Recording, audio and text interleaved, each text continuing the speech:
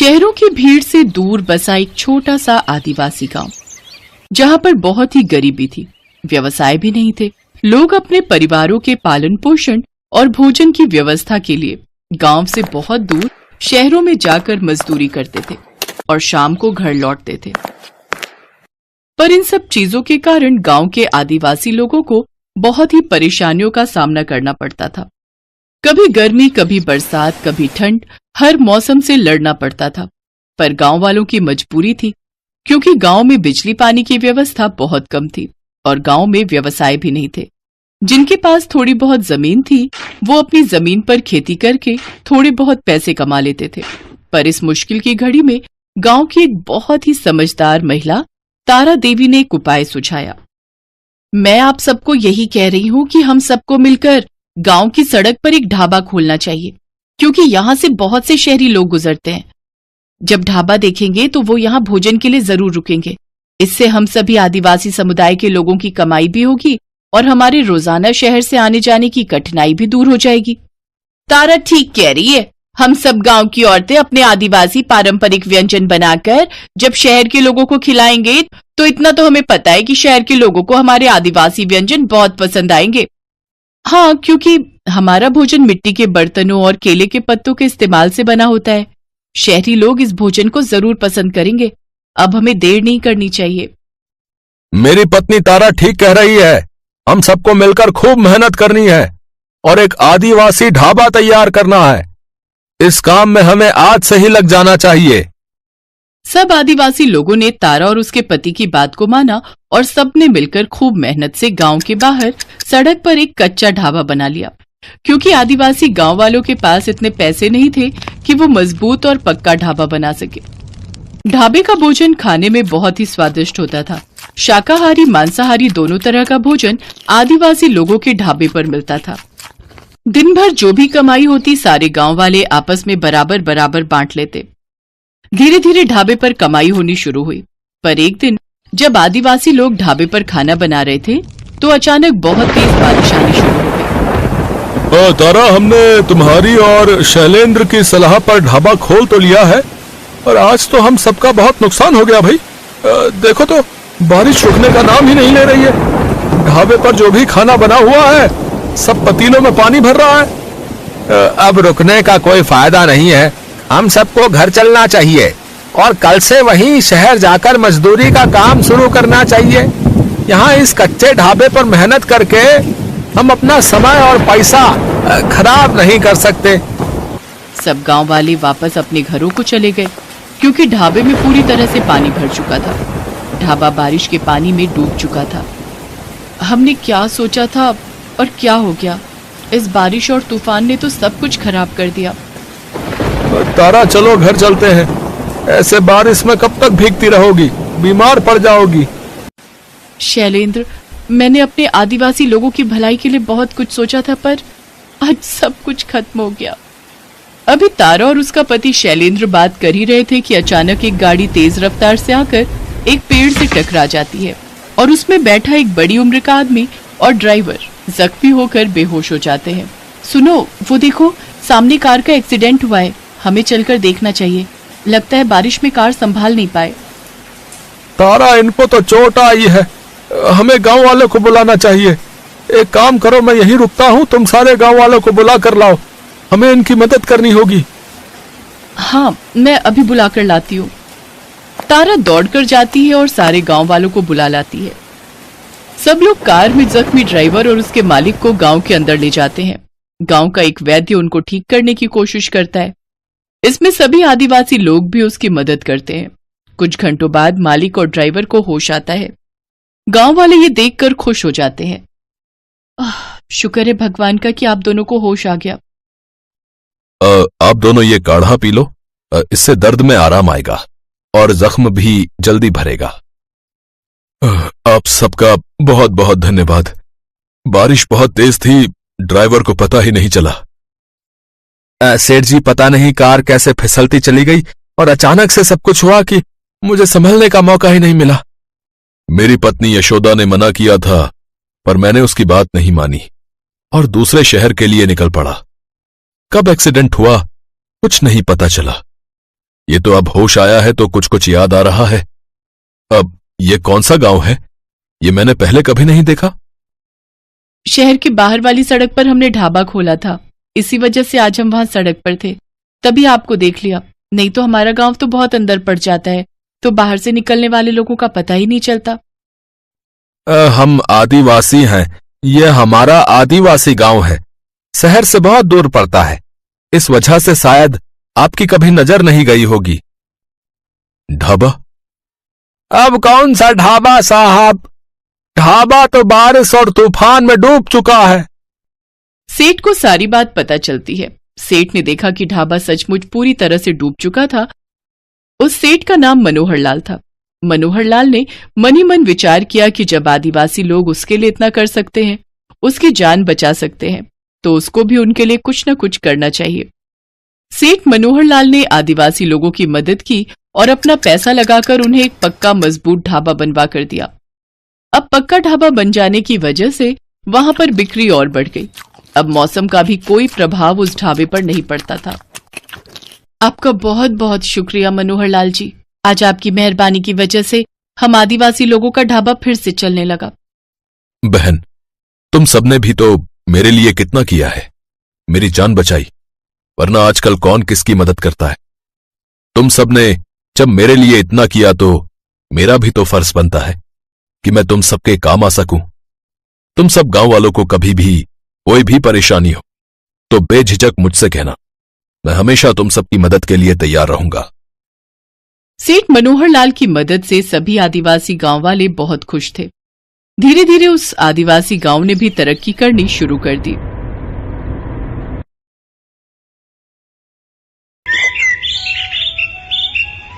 छोटू, चल बेटा जरा जल्दी कर। वो 5 नंबर वाले टेबल पर कस्टमर बहुत देर से खाने का इंतजार कर रहा है और बाहर भी लाइन बढ़ती जा रही है। इतना लेट करेंगे तो सब बगल वाले होटल में चले जाएंगे।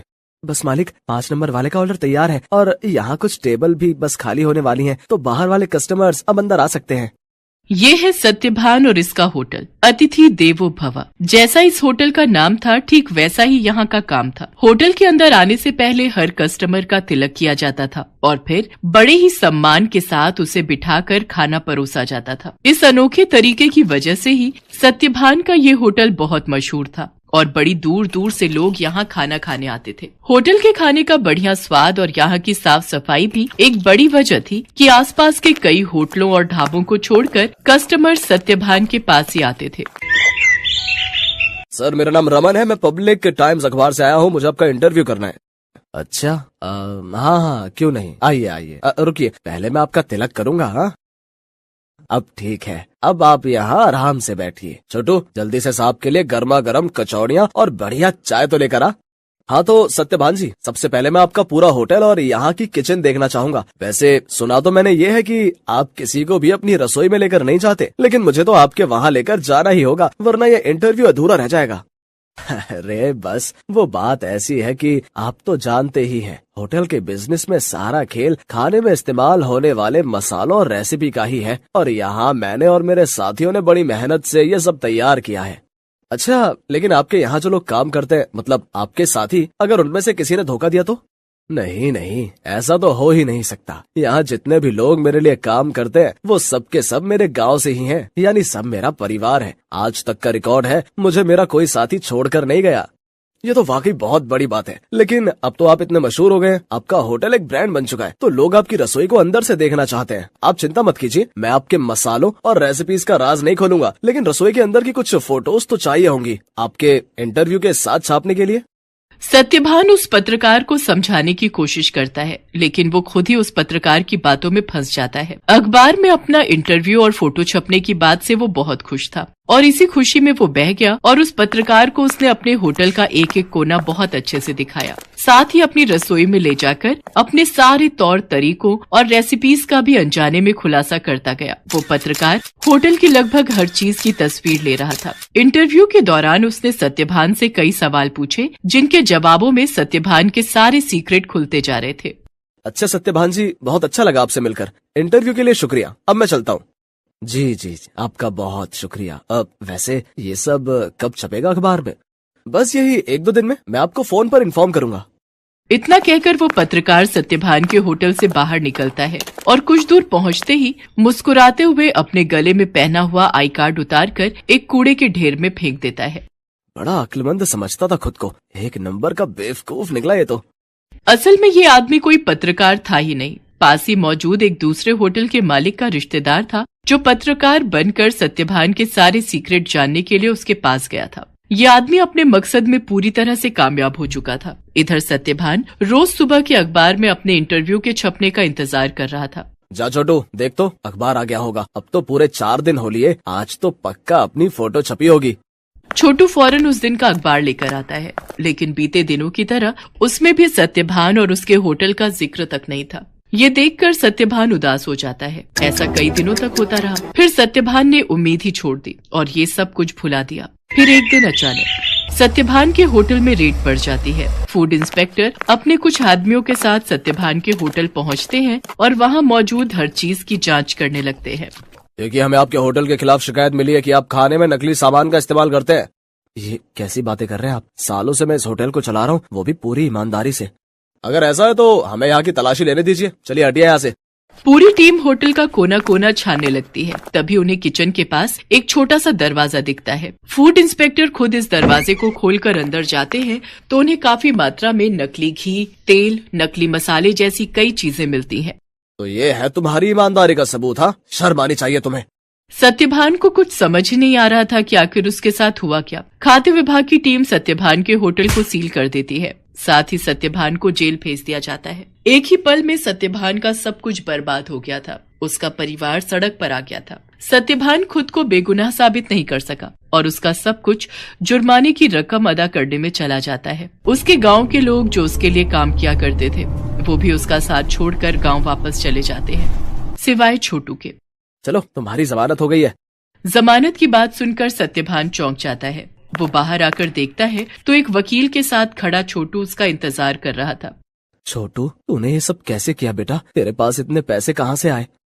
मैं तो बिन माँ बाप का एक लावारिस था मालिक। आपने मुझे सहारा दिया था तो मैं आपको इस हाल में अकेला कैसे छोड़ देता? आपको याद है, मैं हर महीने की तनख्वाह से कुछ पैसे जोड़ता था अपनी आगे की पढ़ाई के लिए। बस वही आज काम आ गए।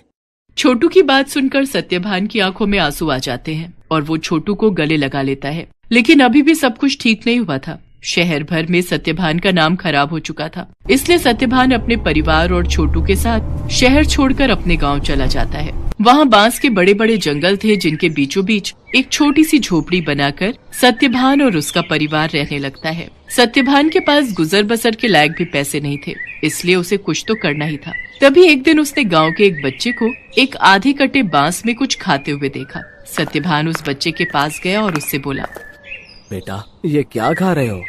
ये हरे बांस का अचार है और ये रोटी है।